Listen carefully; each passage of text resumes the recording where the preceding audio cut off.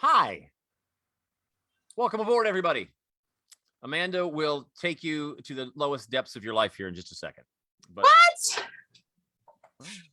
I don't think that's very fair. Hey, you just did it on the radio. You took us all the way up to the top and you were like, yes, yes, we're all rich. And then you pulled the rug out and you just had to explain how this could not be true for anyone. And so you took everybody on this ride up the Orion, and then at the top, you made it flat. There wasn't even the downhill. It was like, where's the hill? It's not, oh my gosh. It's just the emotional roller coaster I keep people on to keep them addicted. That's what I do. That's what I do. I despise you because of it. I'm just saying. So Jim is talking about Well, hang on. I said we'll get to that in just a second. Oh, okay. First, however, I wanted to just send out condolences to the Queen of England, because they are saying Queen Elizabeth is not allowed to have her evening cocktail anymore. She likes to have a little martini in the evening, and her doctors have said that you're 95 years old, and maybe for your health and the monarchy of this country, perhaps you should cut back and not have your cocktail in the evening. And I just feel for the Queen. I do. Captain Kirk just went into space, and she's not allowed to have a little hot toddy or a bourbon and Coke before she goes to bed. Are you kidding me? She's 95. She's the Queen of England. She's the Queen of England. She can drink what she wants to drink. If I were her, I would simply do what they did back 100 years ago. I would be like, off with their heads. Well, bring in my medical people. Off with their heads now and get your new ones. And they will never make that suggestion again. She's 95. You're right. Yeah, she can do what she wants. It can let me drink my wine.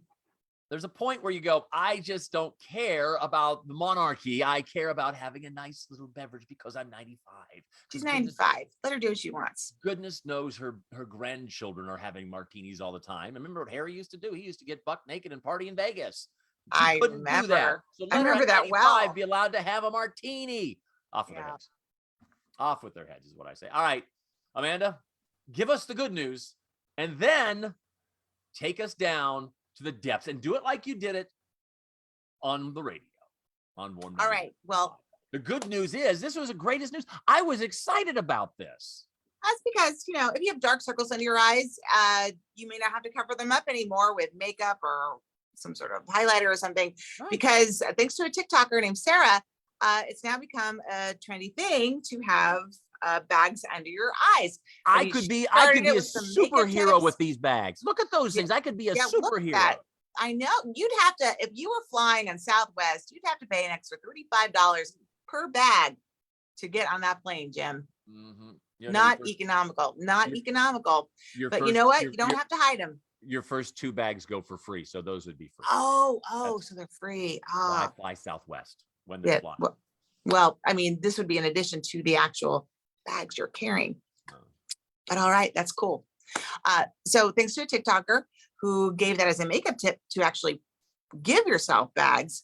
All these news outlets are picking the story up and saying, yes, what she said. Yes. It's now trendy to have bags under your eyes. All of us, Amanda, all of us, we're all adults and we all have bags under our eyes. And it's like, and now all of a sudden you say it's great, it's trendy, it's cool, it's okay to have. And then you did what your nickname says, the buzzkill.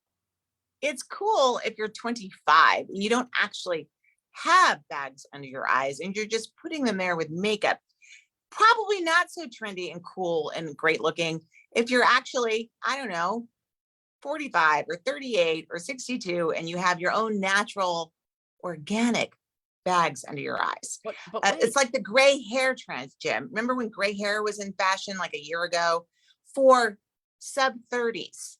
It's not in fashion for over 30. Listen, sub-30s. But if people can wear them, if people who are younger are like, this is cool, bags are cool, well, we should just embrace it and say, well, they think it's cool. Maybe I should just be happy with my bags. They're trying to be like me, so cool, and I should be more comfortable with my bags under my eyes. I would say my niece, who's at Miami University, would say, I am not trying to be like you, and do not try to be like me. my bags are cool, your bags are not cool, because you're like real. That's what she would say. Your bags are real, those are not cool. Like I said, everybody who heard you say that was all excited, and then you're like, oh, but if you're old and they're natural, they're just not cool, so don't. Well, I don't want to Stop. steer anybody wrong. Like, you might be upset with me initially, but then you're gonna be like, thank you, Amanda, for guiding me away from this trend, because it really isn't for me. It is for me. Do you look at those? Right. You know what? Free country. Wear them loud and proud, Jim. Let me get some you. harsher light in here. You do you. Look at that. See, I'll do that, and I'll just, oh gosh, I'll just shut off the light. Low lighting. That's what I do. Buzzkill. So this guy was walking along the street, and he has a good heart. He really does. He saw this person who was on the side of the street with a broken bicycle. He's like, oh, dude. And I got a friend. My name's Brandon Clark. He loves bikes. He loves fixing bikes up all the time. He's always like, if you go out for a bike ride, come to my house first. I'll pump up your tires because I want to make sure you have proper tire pressure in your tires. He'll overhaul your bike whenever you need it. And this guy, I think, was very similar because he's walking along the road and he sees this man on the side of a road with a bicycle and it's broken. So he's like, hey, cool, I can help you out. I'm familiar with bikes. So he starts tinkering with this dude's bike and trying to make it work. And then all of a sudden he's looking at it and he goes, this is a really nice bike. I like this bike. He's thinking, I got a bike similar to this. I'm very familiar with it. I can fix it. No problem at all. And then he noticed some of the stickers on the bikes were the same stickers that he had put on his bike. Uh-oh. And at that point he goes, wait a minute. This is my bike. Why do you have my bike? Which at which point the person who had been on the side of the road with the broken bike got up and ran because it turns out he had stolen this man's bicycle. Oh, Lord. Sometime in the previous couple of hours from the locked shed behind his house. The dude didn't know his bike had been stolen. So it took him a while before he goes, wait, this is exactly like my bike. His wife knew the shed had been broken into and his bike was stolen. She just hadn't had the chance to tell him yet. So she knew it was stolen. He didn't know it was stolen. He finds the bike on the side of the road with this man, starts fixing it and realizes it's his bike. How strange is that? What? I mean, that's like, there's a word for it and I can't think of it. Coincidence? Oh, what's the word? Buzz. Anyway, it's cool. It's cool that he was like the person to see him. Yeah, I know. And you know what? Because he was such a good Samaritan, his good behavior was his own reward. Oh, look at that. Look at that. Not always a buzzkill. I'm waiting for it. I'm waiting for the other shoe to drop. I'm trying to think of it. Bicycle tire. I'm waiting for the other bicycle tire to pop because I know. You know, he can fix it. There's no downside to this story. This is awesome. Have you finished your Christmas shopping yet? I mean, I haven't started my Christmas shopping. Oh, come on. You know, I tell everybody, make sure you Christmas shop this year because you're not going to find anything in the stores.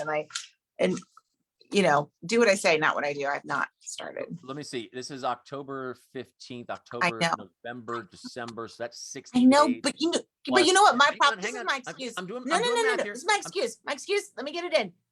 My son's birthday is September. My daughter's birthday is November.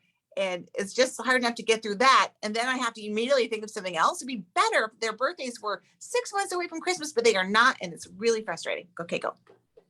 I was saying that we are 2 months plus a half a month. So that's 70 days, something like that. 70 days away from Christmas. 70 days away from Christmas, Amanda.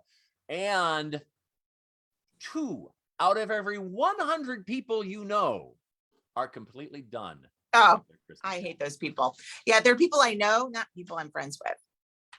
That would be 1 out of every 50 people you know. No, I'm not friends with people who are done. 100% done. And to you 2 people out of 100 that I know, I don't like you. Yeah. I'll be honest. I don't like you. I find you rude. I find you sniveling, small, and smart. I find you a little braggy. I find you over prepared. I actually noticed the bags under your eyes the moment I saw you. I didn't think they looked good. Matter of fact, I hope you have a martini tonight and adverse things happen to you, like the doctors think will happen to the queen. I hope that your bicycle gets stolen and you're not the person to find it on the side of the road and fix it and claim it again. I hope it is never returned to you. You 2 people with your Christmas shopping done. Wow. Talk about your buzzkill. Talk about connecting everything we just talked about into a Oh, little anger there. I was admiring that from afar. That was Hey, good. Thanks. I was um, trying to figure out how I was gonna get the next thing in. I'm like, well, how do I work the queen into this? Then I'm I gonna. thought now it's gonna sound like someone's gonna die from drinking and driving, which I hope does not happen. No, we don't. We don't want that. She doesn't drive. Are you Yeah, that's a kidding? good point. The queen doesn't drive. As an alcohol poisoning, they're worried of. What are they worried of? I mean, the worst that can happen is they'll pickle her kidney, which a pickled kidney is good. It's going to last longer.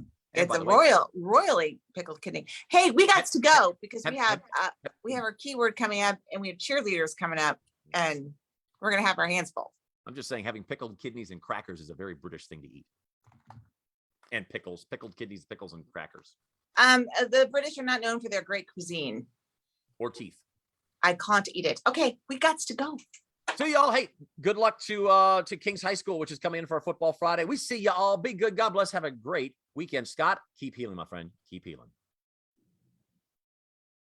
I'm hitting stop. I just can't get the right button. Wait.